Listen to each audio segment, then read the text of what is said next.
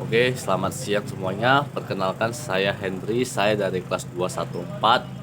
Nah, saya sedang berkuliah di kampus Sekolah Tinggi Ilmu Ekonomi Eka Prestia. Ya, di sini video kali ini saya akan membahas tentang yang namanya kemiskinan. Nah, kemiskinan itu adalah yang dimaksud dengan sebuah kondisi di mana masyarakat itu tidak dapat memenuhi kebutuhannya. Nah, itu mungkin karena pengaruh dari keuangan mereka ya. Nah, untuk kemiskinan itu pengaruhnya yang pertama itu dari tingkat korupsi. Nah, yang kita tahu itu Indonesia itu tidak asing lagi dengan yang namanya korupsi. Nah, korupsi di Indonesia itu sangat tinggi yang dilakukan oleh para pejabat atau para atasan-atasan yang punya jabatan tinggi gitulah ya. Mereka korupsi untuk kepentingan pribadi mereka sendiri tanpa mereka memikirkan masyarakat-masyarakat bawah gitu ya. Nah, sehingga karena adanya tingkat korupsi yang tinggi, maka itu sangat berpengaruh kepada masyarakat-masyarakat bawah gitu ya. Karena mungkin para korupsi ini tidak merasa puas dengan apa yang telah mereka capai ya, dan mereka ingin menambah kekayaan mereka gitu ya dengan cara korupsi. Nah, untuk yang kedua itu penyebabnya itu karena mungkin dari pendidikan. Nah, pendidikan di Indonesia itu ada juga orang-orang dulu yang mungkin sekolahnya itu mungkin tidak tamat SMA ya, sedangkan untuk mencari pekerjaan di Indonesia itu sekarang paling tidak itu minimalnya pendidikannya itu SMA. Bahkan ada yang sudah mencari minimal itu punya gelar S1 ya. Mungkin ada banyak juga masyarakat yang tidak mampu membayar uang sekolah sehingga mereka tidak dapat melanjutkan sekolahnya sampai lulus ya. Nah, itu sangat berpengaruh sih ke tingkat kemiskinan karena tidak lulusnya itu mereka agak susah gitu untuk mendapatkan pekerjaan yang layak ya gitu ya. Karena kan untuk yang pendidikan di bawah SMA itu mungkin hanya bisa sebagai, ya bisa dibilang penjaga toko atau apa gitu ya, yang mungkin di usaha-usaha kecil ya. Kalau untuk usaha-usaha yang besar itu paling tidak sekarang itu sudah harus pendidikan minimal SMA. Nah, untuk yang ketiga itu yang COVID-19 kemarin yang melanda Indonesia pada tahun 2019 gitu ya, itu sangat berpengaruh kepada kemiskinan karena pada saat COVID-19 itu melanda, eh, banyak karyawan-karyawan di perusahaan itu yang di PHK ya, karena mungkin karyawannya terlalu banyak sehingga permintaan untuk produk tersebut itu sangat sedikit sehingga pihak perusahaan memutuskan untuk mem-PHK karyawannya gitu ya, sehingga banyak yang PHK dan tingkat kemiskinan di Indonesia pada tahun itu meningkat. Nah, dan kemudian pada tahun 2021 atau 22 gitu, pemerintah melakukan program vaksinasi secara berskala besar ya, yang di mana-mana itu banyak yang melakukan vaksinasi. Nah, itu untuk menjaga stabilitas untuk warganya ya. Jadi setelah adanya vaksinasi, UMKM sudah bergerak juga aktif gitu ya, mulai jalan.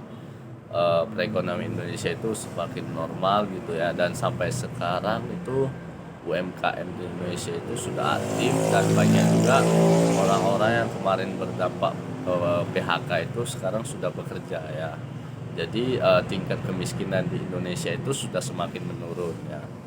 Dan untuk penyebab kriteria-kriteria kemiskinan itu yang pertama adalah yang kita dapat lihat itu, yang pertama rumah yang di dekat perlintasan rel kereta api ya, itu mungkin tanahnya itu masih milik PT KAI ya. Mereka itu hanya mendirikan sebuah rumah tanpa ada hak tanahnya tersebut, karena itu masih tanah PT KAI. Dan suatu saat jika PT KAI ingin mengelola lahan tersebut itu, maka rumah-rumah warga tersebut itu harus digusur ya, dan mereka harus pindah gitu, karena itu kan bukan rumah mereka dan juga bukan hak mereka.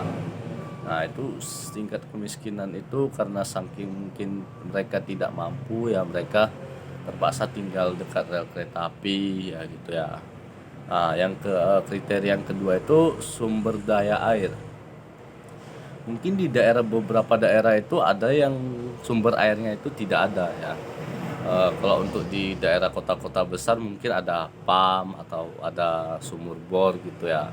Nah, untuk yang mungkin di pelosok-pelosok itu mereka tidak ada sumber air. Jadi mungkin mereka itu mandi dan mengambil airnya itu di dekat sungai gitu ya. Nah, itu sangat berdampak sih, karena mungkin saking susahnya itu sumber air di sana juga tidak ada.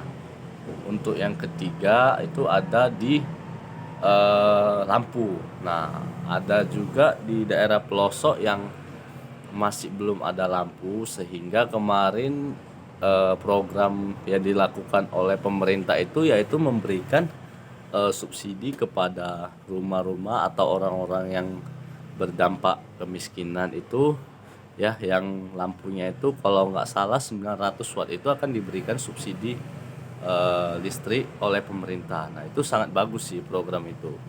Nah, untuk yang program yang selanjutnya itu adalah kesehatan. Nah, kesehatan untuk warga miskin tuh ya, mungkin mereka ketika sakit itu ingin berobat tidak mampu bayar ya, karena mungkin nominal yang akan dibayar itu dalam jumlah yang lumayan besar ya gitu ya. Sehingga program untuk kesehatan di Indonesia itu yang dilakukan pemerintah itu yang salah satunya itu BPJS, Badan untuk Jaminan Sosial ya. Nah, itu BPJS itu yang kita bayar iurannya itu paling murah itu 35.000 per bulan. Nah, itu kita sudah bisa menikmatinya ya, jika kalau misalnya kita sakit itu kita tidak akan perlu mengeluarkan uang, cukup dengan bayar iuran setiap bulannya ya.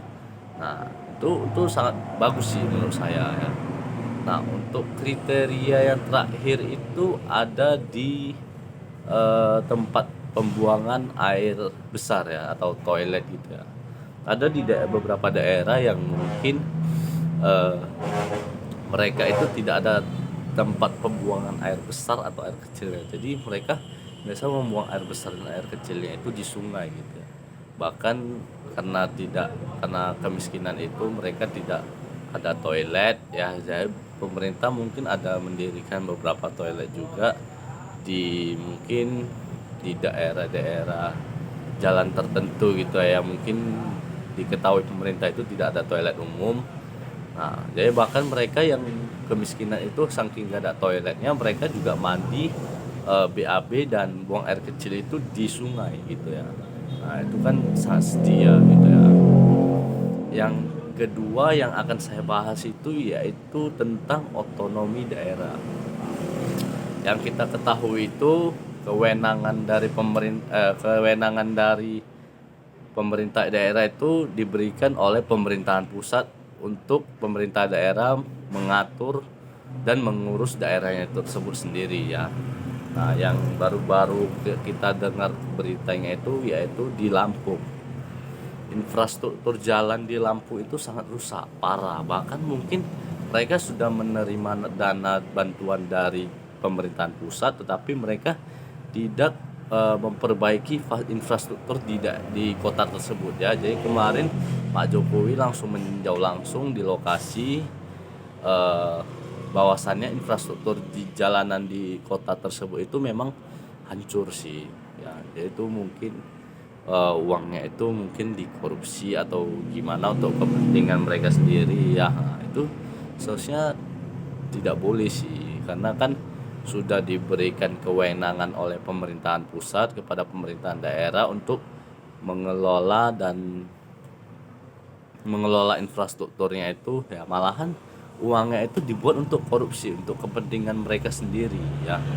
Nah, eh, kemudian ya kita sebagai warga itu kan ada ya bayar yang namanya pajak. Nah, pajak yang kita bayar itu kan kalau tidak salah itu digunakan untuk misalnya untuk infrastruktur jalan, ada jalan yang berlubang itu di aspal gitu atau di beton ya, sehingga jalannya itu tidak rusak. Nah, kalau ada jalanan yang banjir itu ya solusinya itu dibuat untuk parit gitu, untuk mengalirkan airnya itu sehingga di jalan tersebut tidak banjir lagi ya. Karena yang saya lihat di sini banyak kota-kota yang masih banjirnya itu kalau hujan deras itu wah itu paritnya itu tersumbat. Nah, paritnya tersumbat itu jadi airnya itu tidak mengalir dia. Nah, itu seharusnya diperbaiki sih oleh pemerintahan daerah tersebut ya. Itu kan bisa mengajukan proposal gitu untuk menyalurkan dana dari pemerintahan pusat ke pemerintahan daerah. Atau ada lampu-lampu jalanan di daerah tersebut yang mungkin mati gitu, sehingga itu sangat berbahaya gitu ya, karena untuk pengguna jalan raya itu kalau tidak ada lampu bisa terjadi kecelakaan. Nah, itu risikonya itu besar karena kan di wilayah tersebut gelap gitu ya, jadi kan kadang ada yang matanya kurang bagus gitu ya, jadi kan nggak nampak gitu, jadi bisa bisa dia bisa terjadi yang namanya tabrakan gitu atau jatuh gitu ya, atau entah nyenggol apa gitu jadi jatuh dia. Nah, itu seharusnya lampu di setiap jalan itu harus selalu ada karena itu menerangi setiap jalan gitu ya. Nah, itu kemudian untuk pohon-pohon yang rantingnya sudah panjang gitu ya sampai deket-deket aspal gitu, jadi kok kita lewat itu wah itu kadang bisa kena sih ke kepala atau ke mana gitu ya. Nah, itu ranting pohonnya itu seharusnya ditebang gitu ya, ditebang tapi tidak tebang semuanya sih untuk agar rantingnya itu tidak panjang gitu, jadi tidak kena ke pengendara yang lewat di jalan tersebut. Nah, mungkin penjelasan saya hanya sekilas seperti gitu ya. Saya Hendri, sekian dan terima kasih.